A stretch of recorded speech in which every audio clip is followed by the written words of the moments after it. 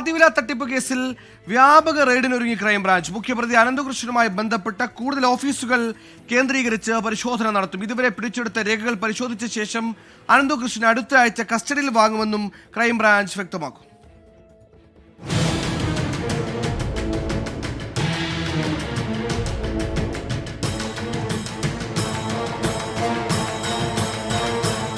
Local പോലീസിൽ നിന്നും case ഏറ്റെടുത്തതിന് പിന്നാലെ ശക്തമായ നടപടിയാണ് ക്രൈംബ്രാഞ്ചിന്റെ ഭാഗത്തുനിന്നും ഉണ്ടാകുന്നത്. അനന്തകൃഷ്ണനുമായി ബന്ധപ്പെട്ട ഓഫീസുകളിൽ വ്യാപക റെയ്ഡ് ആരംഭിച്ച അന്വേഷണ സംഘം നിരവധി രേഖകൾ ഇതിനോടകം പിടിച്ചെടുത്തു. ഇന്നലെ നടത്തിയ റെയ്ഡിൽ ലഭിച്ച ലാപ്ടോപ്പുകളടക്കമുള്ള ഇലക്ട്രോണിക് ഡിവൈസുകൾ ഫോറൻസിക് പരിശോധനയ്ക്ക് അയക്കും. പ്രതിയുടെ കടവന്ത്രയിലെ ഓഫീസിൽ നിന്നും ഇടപാടുകാരുടെ രേഖകളും ലഭിച്ചിട്ടുണ്ട്. ജീവനക്കാരുടെ ബാങ്ക് അക്കൗണ്ട് വഴിയും അനന്തകൃഷ്ണൻ പണമിടപാട് നടത്തിയതായി കണ്ടെത്തിക്കഴിഞ്ഞു. തുടങ്ങിയല്ലേ ഉള്ളൂ, ഇപ്പൊ ഒന്നും പറയാനില്ല. കസ്റ്റഡി വാങ്ങുന്നുണ്ട്, അല്ലാതെ നോക്കിയിട്ടേ ചെയ്യാൻ പറ്റുള്ളൂ. അല്ല, അതുമായി ബന്ധപ്പെട്ട കുറെ രേഖകൾ കിട്ടിയിട്ടുണ്ട്, അത് പരിശോധിച്ച് വരികയാണ്. അതേസമയം പോലീസ് എടുത്ത കേസുകൾ റീ രജിസ്റ്റർ ചെയ്തു വരുന്നതായി ക്രൈംബ്രാഞ്ച് ഉദ്യോഗസ്ഥർ അറിയിച്ചു.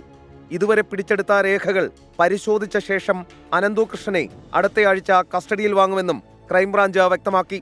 സമാന്തരമായി തന്നെ പ്രതിയുടെ ഓഫീസുകൾ കേന്ദ്രീകരിച്ചുള്ള പരിശോധനകൾ പുരോഗമിക്കുമെന്നും ക്രൈംബ്രാഞ്ച് സംഘം വ്യക്തമാക്കുന്നു. എസ് ശ്രീകാന്ത്, 24, കൊച്ചി.